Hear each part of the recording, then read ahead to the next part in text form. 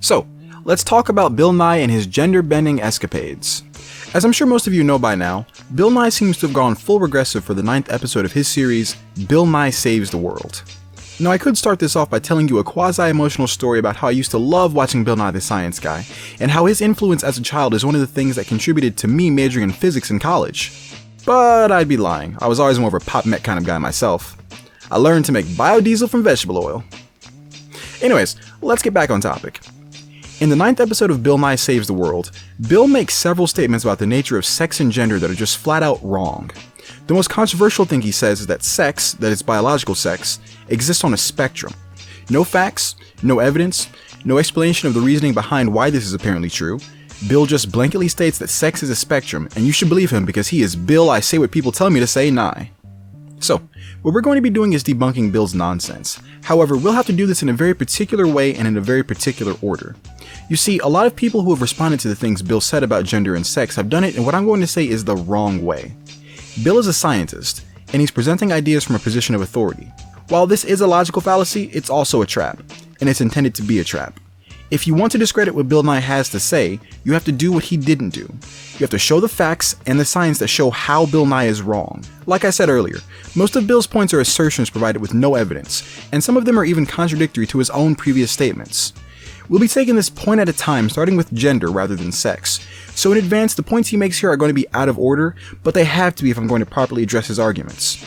Now, this one might be a little long, oxymoron if there ever was one, but at the end of this, I guarantee you that I will provide you with all the information you need to completely shut down anyone stating that there are more than 2 genders or sexes.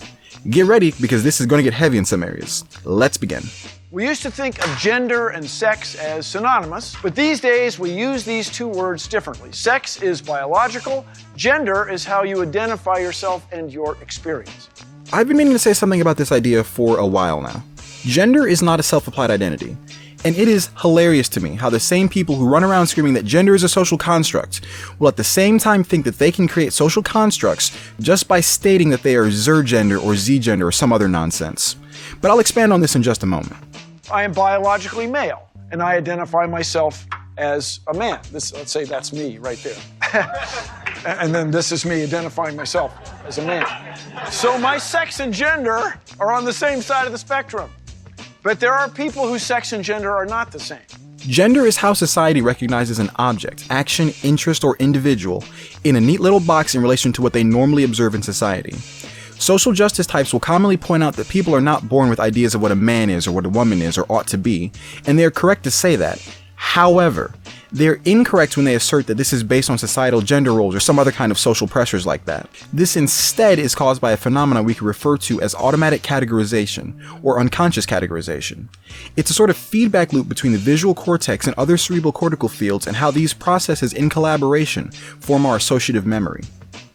Gender norms arise from this process due to the fact that everyone in a given society will have similar experiences with one sex or the other in a variety of ways. Now, this isn't to say that we develop a strictly binary view of other people based on their sex, because that just simply isn't true. Internally, you sort of could say that we view gender as a kind of spectrum, but a tree would be the more accurate thing to say. And this is something that can very easily be explained without trying to add any additional genders other than male or female or man and woman to the equation. I can actually demonstrate this by showing you contrasting pictures of men and women. Now, I'm not going to say much during this, but take a good look at each kind of person I show you. What do you think about each of them?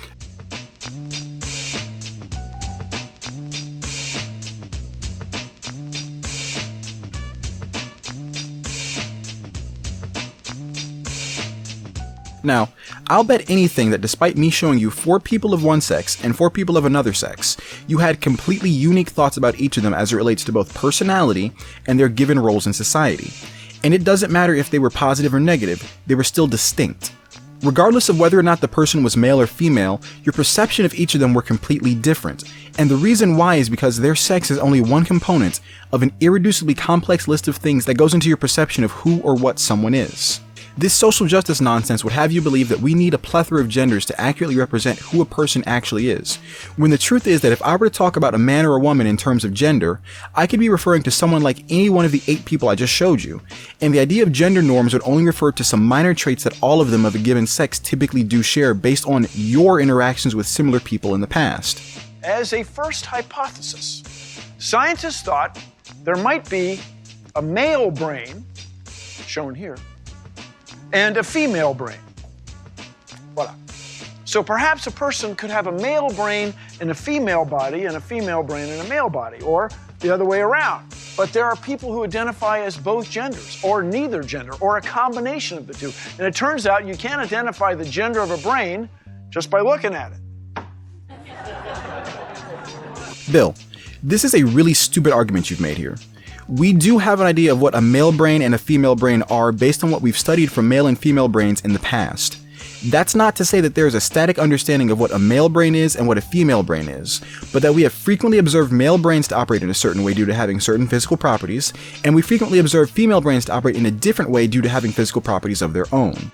For this, I'm going to be using an article from WebMD, which very misleadingly starts off by suggesting that very few brains were exactly similar to each other in a 2015 study done by Tel Aviv University. Just to respond to them for a moment, of course you're not going to find brains that are super similar to each other regardless of sex, because the fundamental properties of evolution is that there will be a very large amount of diversity within a single species, and through natural selection you'll see the ones with the best traits for their environments flourish, and the ones with the least favorable traits fail. However, we as humans have actually broken the paradigm of natural selection through our many technical advancements, like modern medicine and our social practices that we develop that help us ensure that regardless of how different we all are, we're still able to survive to some degree.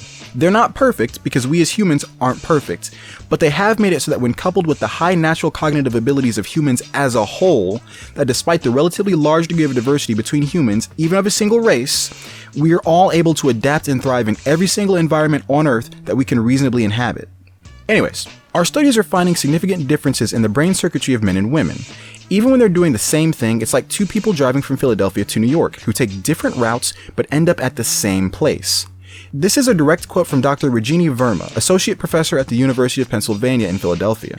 Women have more connections going left and right across the two halves of the brain, while men's brains have more connections from front to back.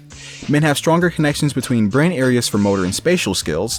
That means males tend to do a better job at tasks that need hand-eye coordination and understanding where objects are in space, such as throwing a ball or hammering a nail.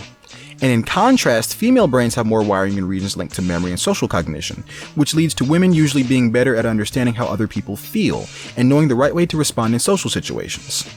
Now keep in mind, these are not absolutes. You can very easily have a female who is better at spatial reasoning than a given male, and a male who is better at social cognition than a given female. This is just what we see on average between males and females. In reality, it's very rare for the brain of a member of a given sex to possess all of the traits commonly associated with that sex.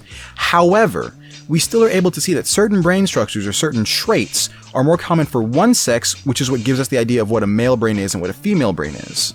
Even though we can draw distinctions here, it's still important to recognize that nothing in biology is a rule, because as I stated earlier, diversity is one of the key components to evolution, and even though we aren't subject to natural selection anymore, we are still organisms that have gotten to this point through the same mechanisms that caused natural selection in the first place. But wait, there's more! Just one more. Just one more. We call it expression, or how you present yourself to the world. In a lot of places, like the US, many women wear makeup, and men usually don't. Although, I have quite a bit on right now. How about you, Derek? It's just you, Bill. Here in the US, makeup is considered feminine as opposed to blue jeans, which used to be masculine, but now everyone wears them. Expression and style are cultural, and they change with time. I included this little bit here just so I could tie my points about gender together. Gender expression is not the result of gender. It's what causes the idea of gender to exist in the first place. What Bill is describing here are gender norms that you will normally observe in Western culture. And these are just a single part of what informs your idea of what a man is or what a woman is. What Bill is doing here by stating that makeup is typically worn by women, or that blue jeans used to be an exclusively male thing, isn't disproving our understanding of gender. It's actually reinforcing it. It used to be the case that makeup was a male thing, and then it became a female thing. And as a result, our perception of the male and female genders changed because society itself changed. The same is true for blue jeans, which are now a common piece of clothing for women today. This happened as a result of designers creating blue jeans that appealed to women as something they would actually want to wear. And this is where I'm going to end this for right now. I was thinking about doing it all in one shot, but I think that the things Bill said require such in-depth analysis that this would best be served as 2 videos rather than just one. For right now, I'm taking a break from this topic, and I'm going to respond to a different video in the meantime, but immediately following that will be the second and final part of this Bill Nye series, where I explain conclusively why there are 2 and only 2 sexes.